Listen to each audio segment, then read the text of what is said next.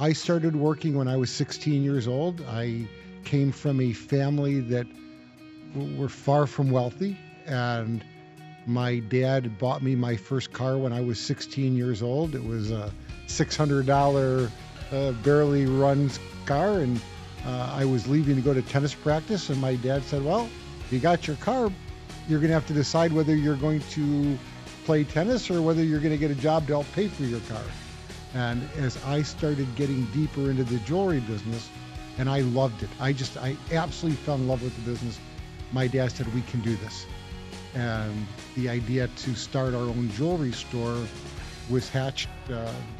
We opened Jeffrey Mann Fine Jewelers when I was 23 years old. And we unlocked the doors, and I'm waiting for people to come walk in, and nobody's walking in the door because nobody knows who we are. Sure. And it was brutal. I kind of do business the old-fashioned way. I still do business that way. And as I need my vendors to trust me, and I hope that my clients also trust me, I equally have to trust my clients. And it's a give and a take relationship. I think what you're going to find amongst every entrepreneur that you speak to, I think you're going to find the same thing. We all may get around doing it differently. We all have the ability to change on the fly. We all have the ability to look at our business and see what we have to do to survive.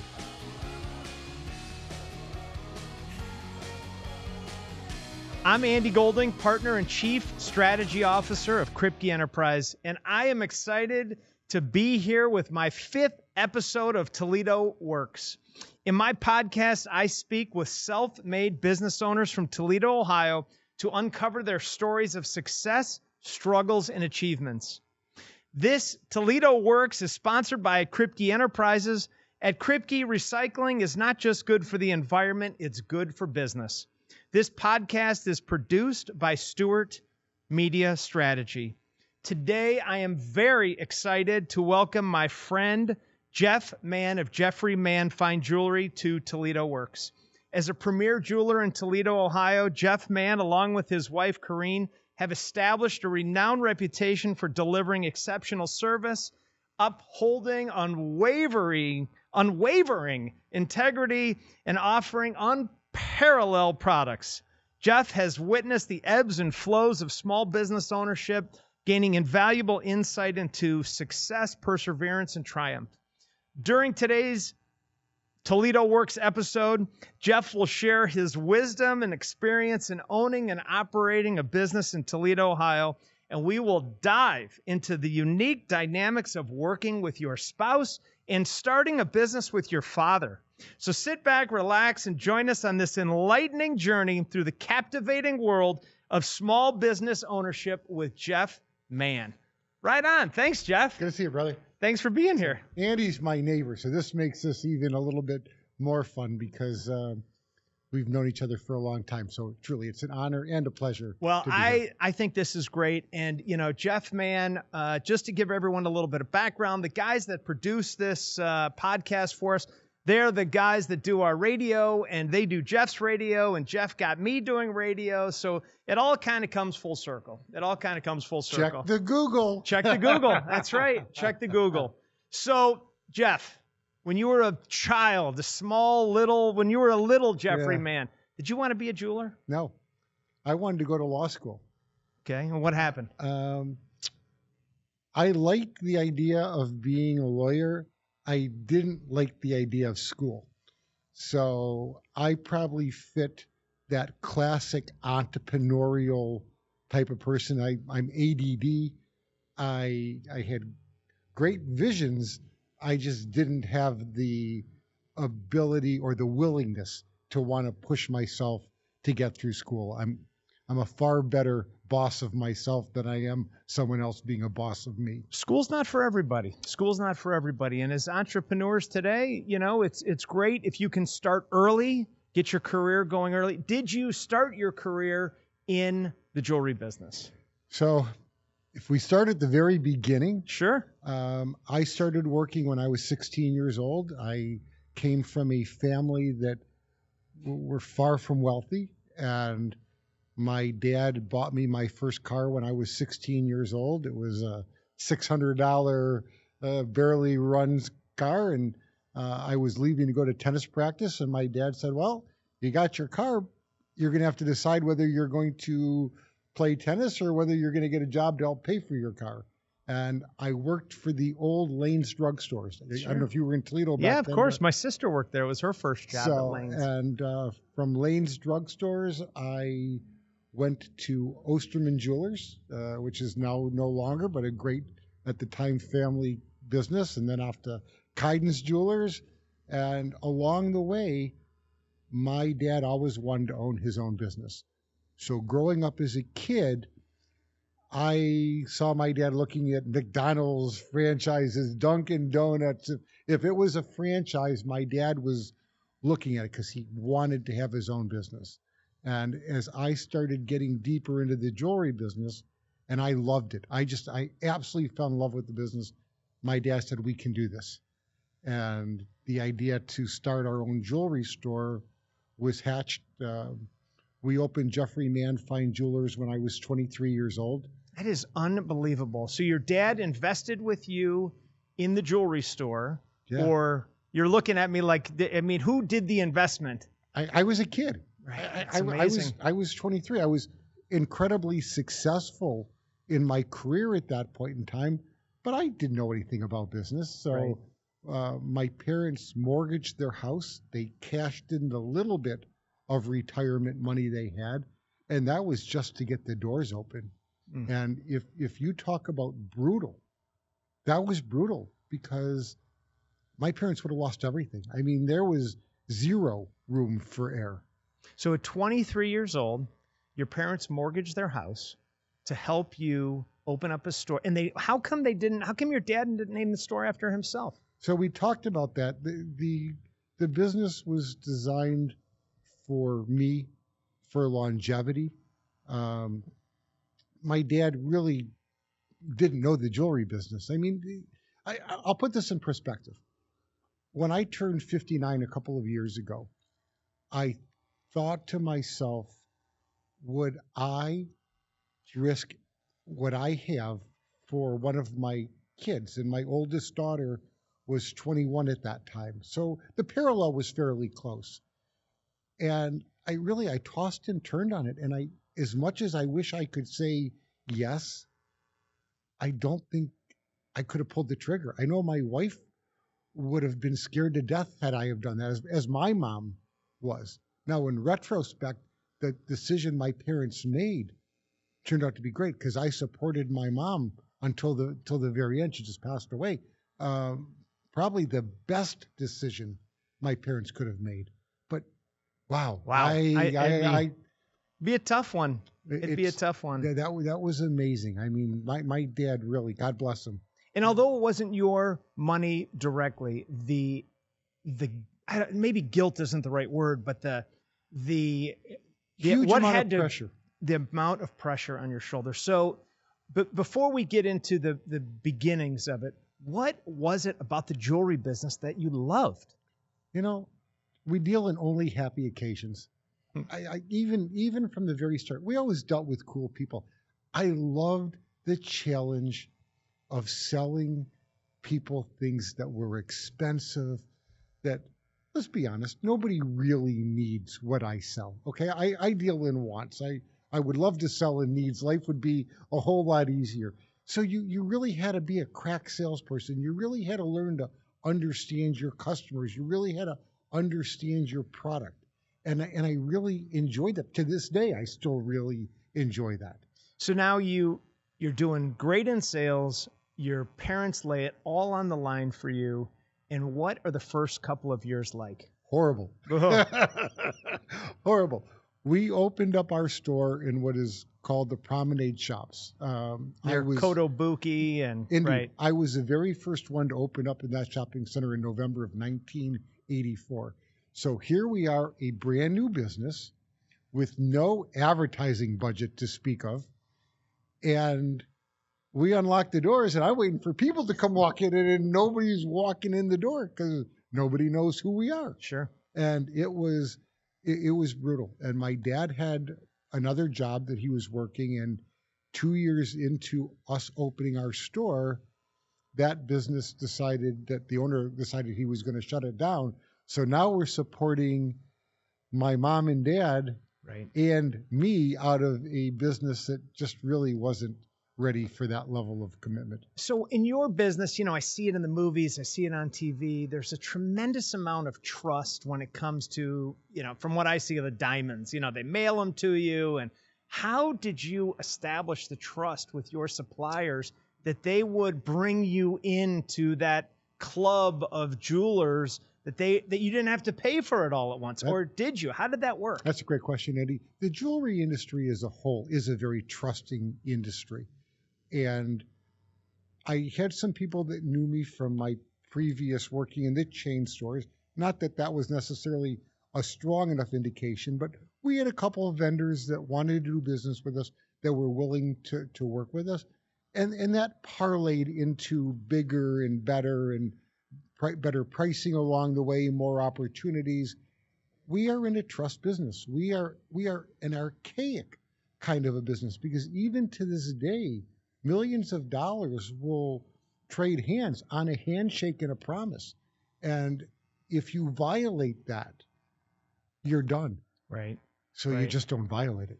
So I have been told by you on many occasions that you may be even out to dinner with a friend or you'll be out to dinner with your wife, who is also the vice president of your business, and she may be wearing something, and that trust you will allow maybe a potential customer, if they see something really nice on your wife, it may come off her wrist and go onto theirs. And it's happened on many occasions. So I kind of do business the old-fashioned way. I still do business that way. And as I need my vendors to trust me, and I hope that my clients also trust me, I equally have to trust my clients. And it's a give and a take relationship. Again, it's kind of an archaic way of doing business, but I think it's the right way to do business. Sure. So tell me about when you're, one of the big businesses or one of the big parts of your business, I have to imagine, is the engagement ring business. And is the engagement ring business a gateway to a lifetime of doing business with someone? Is it a one-time thing? Is it when I first bought my first and only engagement ring, yes, we'll keep it that way. I was sweating. It was all the C's and everything. So is that where the real trust begins then? Many times. If you think about it, and Andy, you've touched upon it, and I know your lovely wife, and she deserves whatever big diamonds you bought her. It is that gateway. So the engagement ring purchase is, generally speaking, the largest purchase most young people make at that point in time. And you can see guys and gals walking in, they're like deer sometime in headlights. And they're scared to death to come in. They're scared to death of what they're doing. And truthfully, the gravity of what they're doing, we are helping kind of start them for the next chapter of their life. And we try to be sensitive to that. Sometimes we have to hold some hands and guide them. But the idea, yes, you build that foundation. You do a really great job. You help them along the way with the hope that they continue to support you along the way, and we build those relationships. And gosh, what's cool now is I'm 39 years into my business. I am doing some second generation customers. Sure, they're bringing their kids in now to see me. I've had personal friends whose kids have come, which I feel like it's a part of me. Right. And that's really, really cool. That's probably as rewarding of anything that I've done, is having the opportunity to help friends of mine, their kids. So I have seen a lot of pretty big engagements, big, to-dos. Do you have any big engagements that stick out with you, that what people have done? Anything special? Gosh, within our own version of HIPAA that I can't necessarily you don't have to say their names. Talk about. I've had people get engaged in hot air balloons. I thought that was kind of cool. We've had people get engaged on actually standing in an ocean somewhere where the joke has been, of course, don't drop the ring because you're going to do whatever. People are very, very creative. I don't think we've had a skydiver yet, but maybe we'll get to that along the way. So along the way, you build the business. Your parents are there. Eventually, your father doesn't work with you every day. He passes away, and your mother, retires. What would you say, aside from those things? Because I'm sure I know you, and I know you loved working with both of them. What was, as an entrepreneur, one of the most difficult things that you have had to go through? So, like all businesses, we've ebbed and flowed. Okay, we've had great years. We've had some difficult years. Probably what stands out to me, Andy, honestly, was the period of 2007 through 2009. If you recall, we were kind of humming all along, and all of a sudden, the president comes out and says the banking industry is on the verge of failure. Luxury comes to just a screeching halt. I had just a couple of years earlier, bought my building on Monroe Street, so I was fully in with both feet. And I remember thinking, what am I going to do? And we navigated through that, much like we navigated through COVID, quite honestly. Just go back a couple of years ago, we, like all other businesses, non-essential, were shut down for 2 months when COVID hit. And I remember calling my banker and saying, I don't know what I'm going to do. I'm not going to have business for 2 months. And what turned out, and we ended up doing absolutely phenomenal. So I think what you're going to find amongst every entrepreneur that you speak to, I think you're going to find the same thing. We all may get around doing it differently. We all have the ability to change on the fly. We all have the ability to look at our business and see what we have to do to survive. And in my 39 years, I've made some stupid mistakes. Everybody has. Well, let's hear one stupid mistake. Stupid mistake I did, my friend Andy Stewart sitting across. There was a period where I decided I was going to stop advertising, where my business was going so well. And you know what? I didn't need to advertise anymore. I could save that money. Common business mistake. Common business mistake. Yes. Common business mistake is you try something and you don't give it enough time to work, and it's really a good idea, and you panic and you say, this is bail out too soon. Yes, sir. And I've probably left a lot of things on the table that, because I just didn't see it through. One of the smarter things I've done, my Mann Made Diamonds. Probably the most brilliant idea that I've come up with. And I was actually, when I was kind of pitching it to myself, because I have these great conversations with myself, typically when I'm getting ready in the morning. Of course, in bed, one way or another, sure. 3 o'clock in the morning. And going to bed or waking up. And I remember kind of sheepishly saying to Corrine, hey, what do you think if we, do Mann Made Diamonds? And I was expecting her to go, that is the stupidest thing you've ever come up with. And she goes, Jeff, I really like it. And we started an advertising campaign, and I made up my mind I was going to see it through. So just going back to my previous mistakes, I made my mind up I was going to give it enough time to really either sink or swim. So to give a little bit of background, Mann Made Diamonds are lab-grown diamonds, which are different than mined diamonds. Different meaning they're not mined. Correct. It's 100% a real diamond. Right. It's just technology found a way to grow a diamond above ground versus digging it out of the earth. So it's not a fake. It's not a kind of. It's 100% the same, but you don't have the cost associated with digging it out of the ground. You're not dealing with the diamond cartel known as De Beers that is controlling pricing. They're freely traded, and it's amazing. And our customers have absolutely loved it. Right. Greatest thing we've ever done. So that's one of your greatest things. And, it is really interesting because I feel it in our business too. Business is going so well, it's going so well. And let's stop advertising. Well, when people don't make those connections, it's when definitely things break down. If you think about it, Andy, and again, advertising, the brands that we all know, Coke, Pepsi, Budweiser, Chevrolet, they're advertising all the time. Right. Who doesn't know Coke? Right. But they advertise all the time. Right. So Jeffrey Mann started to think he was big enough that he didn't need to advertise anymore. And it's top of mind awareness. We just had to find the right message to send out to our customers to let them know that we're a viable source for them.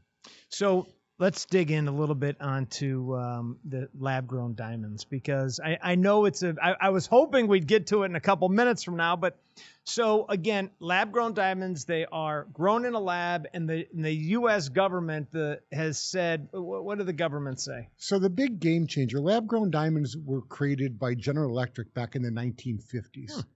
And they existed for the purpose at that time for industrial cutting industry. Diamond cuts about everything.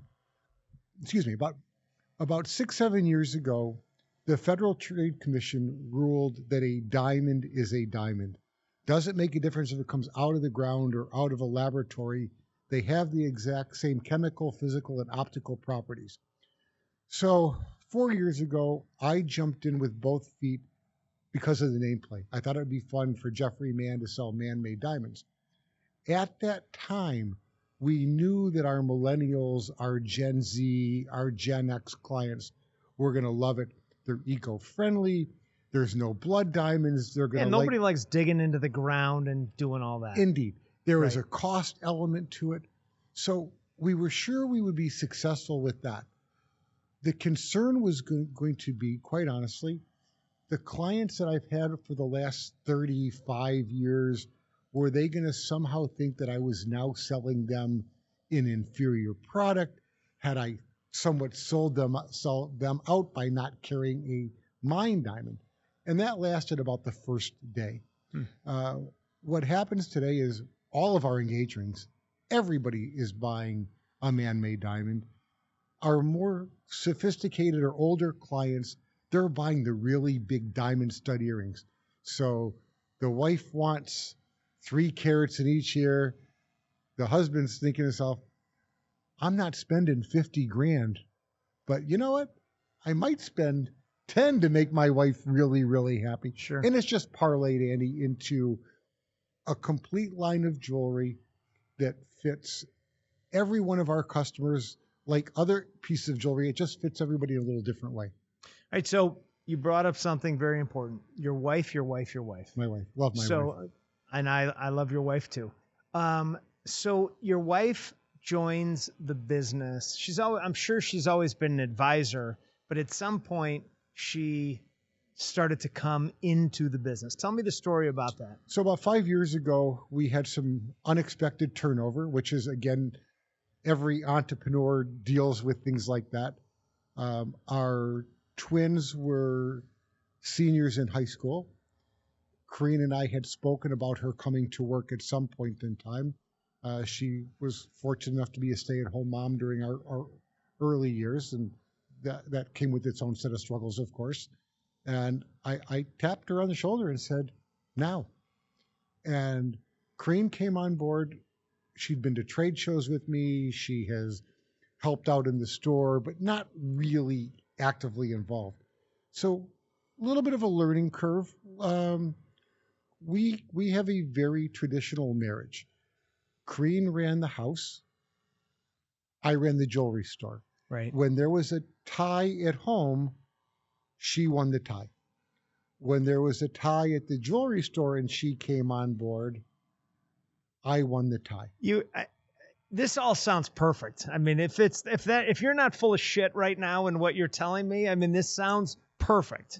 It is the only way it could work. Okay. So would Kareen say the same thing? Yes. That's the ties and everything. Kareen will tell you that my name's on the door.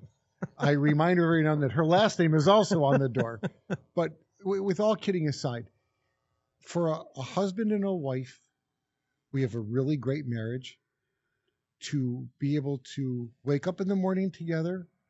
On most days, we don't drive together to work. Okay, Right. We have our we drive separate. She has her office. I have mine. She has taken on some really great roles in our company.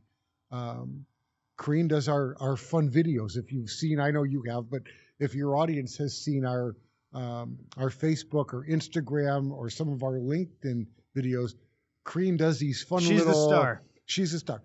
What is so funny to me about that is, of the two of us, I'm normally the lighthearted one, the kind of the jokester, the prankster. She's normally the more serious one. This all started on a radio commercial idea. I said, look, honey, I'd like you to have a speaking role in a radio commercial. Help me with this. She would get her name out and she would freeze. She couldn't say 2 words. We put her in front of a camera and let her flip the jewelry on and off and whatever. She loves it. She's absolutely amazing. She's got this big booming smile. She just is such a natural at it. And she has created a brand for us within our brand. Sure. And now we're out and people look at me and go, yeah, I think I've seen you before. Hey, I know you from all your videos, and they're awesome. They are absolutely awesome, and she's great. So how do you turn it off? How do you turn off business at home and at in leisure time? Because you got to turn it off at some point. So actually, Andy, we don't. Okay. We are both driven by the same goal. We both love the jewelry business. We have certain hobbies that we like doing together. We go out and play golf together. Okay. I'd be lying to you if I told you that in between good shot or you missed that putt, there isn't some element of us talking, but it's not a stressful talk. And that's the difference. And honest, and I know it sounds so corny, but there is a mutual respect to what it is that we do. Now, a couple times Kareen has quit. Okay. The most recent time she threatened to quit, and I said, look, bad decision. You can't quit.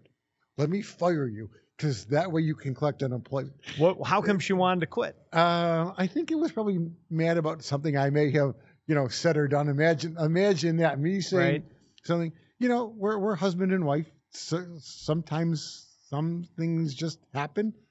We try to keep it out of the jewelry store. For the most part, we do. But look, we're humans. So I mean, it's incredible if you're able to do it. And I'm taking what you're saying as the truth. Well, it's outside of the jewelry store. So I mean, that's absolutely incredible. And, I would assume that by sharing in your hobbies and doing things together outside of the jewelry store is basically how you survive. Otherwise, it just wouldn't work. It is. We enjoy traveling together. We enjoy, I've got a passion for cars, and Kareen enjoys sharing that hobby with me. And, I do a couple other things, of course, outside that doesn't involve Kareen, and she's got her activities.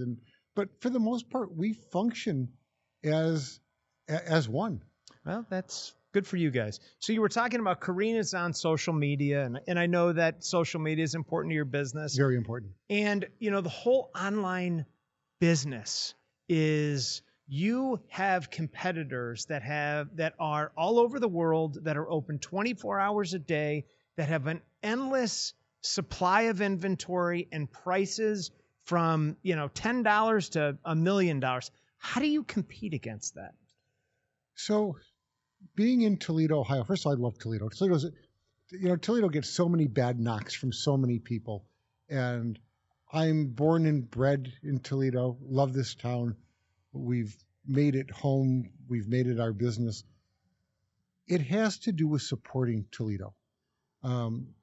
We shop everything that we can possibly shop local. And that's what people in this town, for the most part, get, Andy. Sure, you can go online. I don't know if you're going to get a better price, a higher price, lower price, but you're not going to get that personal one-on-one. My customers love the fact that we know who they are. And if we don't know who they are when they walk in the door, we'd like to hope we've made them into a friend on their way out the door. It's a matter of caring. It's a matter of not just meeting expectations. I say this all the time to my employees. If we have met someone's expectations, we didn't do a good enough job. We need to exceed their expectations. And that's really very difficult to do, but it's the right way for us to look at our business. And I have the glory of having my name on the door, and if everything goes perfect, I get the praise for that. I'm also, if something goes wrong, and it does, okay, I have to be big enough to step up and find a way to make it right, and I do. Got the online, you have online competition. What would you say are some trends other than man-made diamonds, which I know are very important and are really dominating your business? What are some trends going on in the jewelry business? So, man-made diamonds for Phil. Of course. Of course. Andy, that has doubled our business in the last 3 years. We talk about an incredible idea, event, circumstance. Sometimes better to be lucky than to be good. I'll take credit for all the above. Gold is coming back. Okay. Yellow gold is coming back. That's one of the things that we're seeing that's really big. Fashion's kind of cool because my business, if you don't like something, wait about 5 years and it'll be back. It's going to be changing or back. So that's kind of the big thing that we're seeing now. Corinne and I leave for trade show in a couple of weeks, biggest in the world in Las Vegas. So again, when I get back from that, I will be all pumped up with the latest and the greatest and what everybody's going to be showcasing for the holiday season. Do you think that the jewelry trends are started by the social influencers now, or social media influencers, or celebrities, or the gigantic names in the jewelry business? Where do the trends come from? It's fashion. The fashion world dictates, and then the influencers, the social media picks up on that. So when we were talking earlier, when you're talking about small business, one of the best things that any of us can do is have a strong social media platform. And we got way ahead of that curve early. Again, one of those things that you try, I mentioned you try it doesn't work, you stop it, whatever. Right.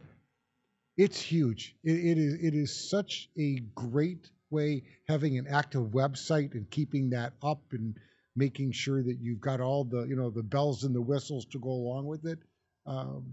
Such an effective way to communicate with clients. So now you have your Man-Made Diamonds, and the other big thing in your business is your child coming into the business. What's happening there, which would be the second generation coming into the business? Second gen. So we've never pushed our business on our kids. We really didn't have a succession plan, but the jewelry business you have to love. I think, again, to be an entrepreneur in any business, you have to be committed and want to do that. Somebody can't force your hand to do it. So my daughter, Abigail, just graduated from Lord's. She's a marketing major. She's a good kid. She's a sharp kid. She was bouncing some different ideas around, and we presented the idea. She picked up on it, and in fall, she will be heading off to the Gemological Institute of America, where she'll get her graduate gemology degree. How long does it take? It's a 8-month course, 9-month course, and then there's a couple of added-on bonus. So she'll be gone for about a year. The plan is, and of course plans can change, but the plan is she gets her graduate gemologist degree. She'll go to work for one of our vendors. She's already has offers on the table. Right. And we'd like to see her do that for a couple of years. So that's 3 years out. And I hope that in 5 years from now, Abigail, 2 years after that, she's back working for us, and I can slowly begin to hand the reins over to her. What's very cool about the jewelry industry, Andy, and you're of course in the scrap recycling industry. I don't know about your industry. My industry can be either male or female dominant. So many industries are either seemingly one or the other. Right. I don't know how many female owners there are in the scrap business. So I look at Abigail, I look at my wife, Corinne. And if something would happen to me, either of those two could just as easily take over my business. In some respects, I think they could run it better. And I think when Abigail's trained, she's a beast. She'll do an amazing job. What makes you nervous about her going into this field? Nothing. Nothing at all. No, sir. Do you think that the jewelry business there's ever going to be a time where we don't need local jewelers? I think we've seen the online business in about everything. Everyone knows it. It reminds me back when I was a kid, when I was a little kid, and you'd get the Sears catalog or the J.C. Penney catalog, and during the holiday time, you'd be circling everything you want in the catalog. I think that today is the online shopper. Right. Okay? There are some people that don't ever want to walk into a retail business. I get that. I wish they would change their mind, but I get that. There's a segment of the market that always wants the personal touch and feel of coming into a jewelry store. So knowing what I know, having the background, I would never buy a diamond from one of my vendors sight unseen. Too many variables. My eyesight, what I see, what I like. Tell me what you mean by that. You wouldn't buy one of you. I mean, you buy diamonds from your vendor. So I'm not clear what you're saying. Without having a established. So you're saying you wouldn't buy it online without knowing about the diamond? I'm not following you. I would not call a diamond vendor that I don't have an ongoing relationship with and say, I want to buy Got it. $500,000 worth of diamonds from you. Because I don't know if I'm going to, what he sees is the same thing that the trust that you need, your established trust. It's like the food chain. It's trust up and down. Yes. Everyone has to trust everybody. So the idea that a consumer will go online, look at a picture that can be photoshopped. Sure. That numbers and letters, unless they really understand how to interpret them, even if the stone is loose diamond certified, whatever, there's still certain things that we look for. And sometimes the certificate is nothing more than a piece of paper that really doesn't truly depict the beauty of a diamond. So knowing what I know, I would never do that.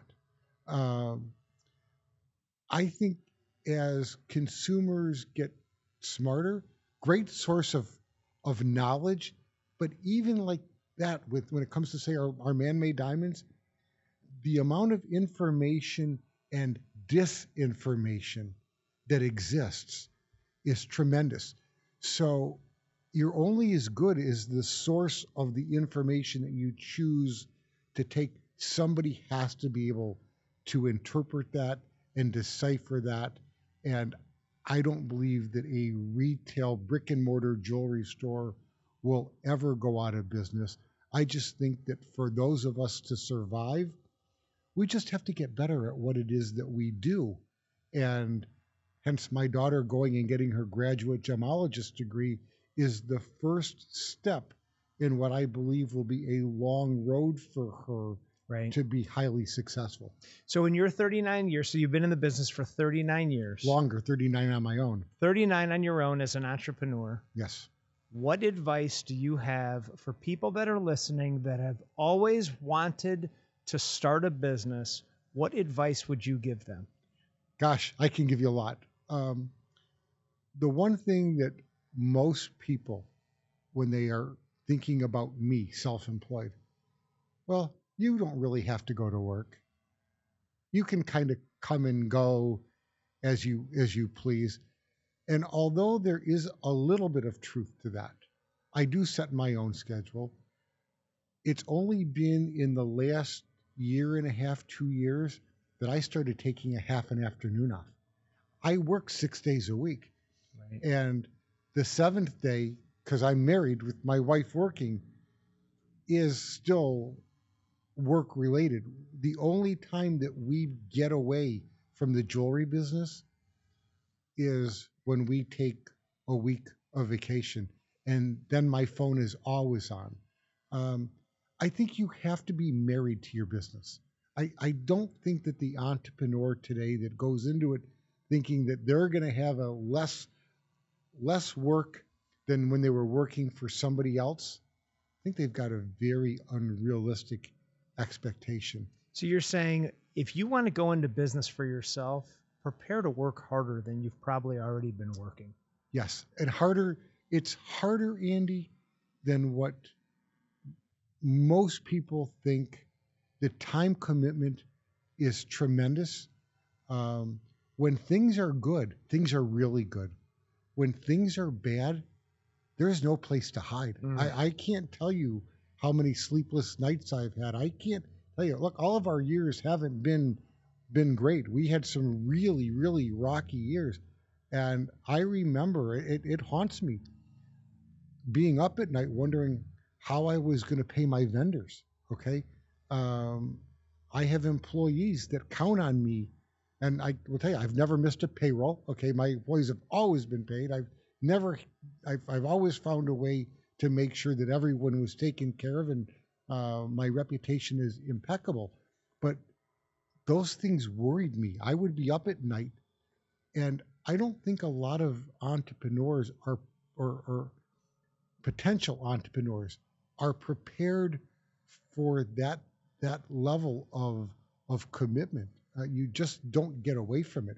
And in the retail business, especially the face-to-face retail business, you have to, no matter what you are carrying on your shoulders, you can't bring it to the transaction. People will see right through it, and they'll be nervous, and break trust. You can't do that. Indeed, you're right. And even sometimes it's not just the business. Sometimes you're not having the best day at home. Okay, right. Maybe somebody's sick. I went through a difficult time when my dad was dying. I went through it with my mom. I was able to balance that a little bit better, but maybe the day that you've got a big customer coming in is the day that you and your spouse had a bit of a disagreement, okay? Right. And you're just not, maybe you're just not feeling well. There are no sick days, okay? When you're an entrepreneur, at least in my business, right, there's no time to get sick. You muddle through whatever you have to muddle through. So as we wrap up, what is the future of Jeffrey? What is the 1 year future? We know what the 5-year future looks like. What's the 1 to 5 year future look like? So we've doubled our business over the last 3 years as a result of Mann Made Diamonds. We're kind of the great disruptor out there. We are rewriting the way people look at diamonds and the way that they buy diamonds. Andy, our future's bright. We have so many exciting things as we continue to develop Mann Made Diamonds. Corinne and I, and God willing, we will continue to do our craft and do it well and take care of our customers and take care of our employees and be what we hope active members of the Toledo community and as philanthropic as a small business can be. We hope to be part of this town for a long, long time. And as Abigail prepares to ready into that, and that really is exciting to me. It really is a blessing to be able to have any of your kids follow your footsteps. I mean, to that end, my sister works for me, and we have great employees around us. But when you can surround yourself with family, again, you see that here at Kripke Enterprises.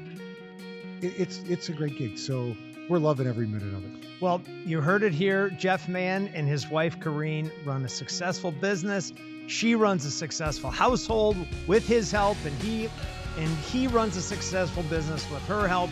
They're happy, and the future is bright. So thanks, man. I really appreciate it. Thank you. Appreciate being here. Yep.